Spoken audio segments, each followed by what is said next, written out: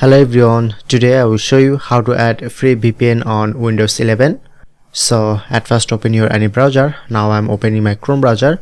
Go to the search option and search here to this link. Then you can get more VPN site. So select on. Okay, like I'm selecting this.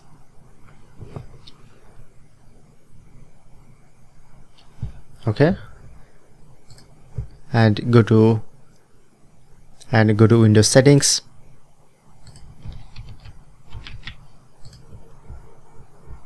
Click on network and internet.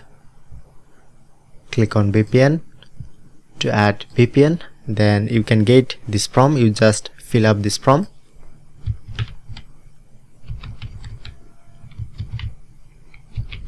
Free VPN, server name or address.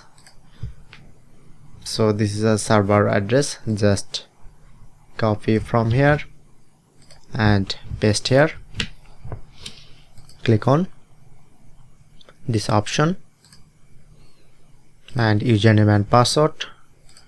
So look here, this is my username and password VPN.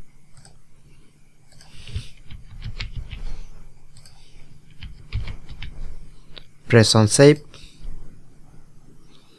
and click on to connect.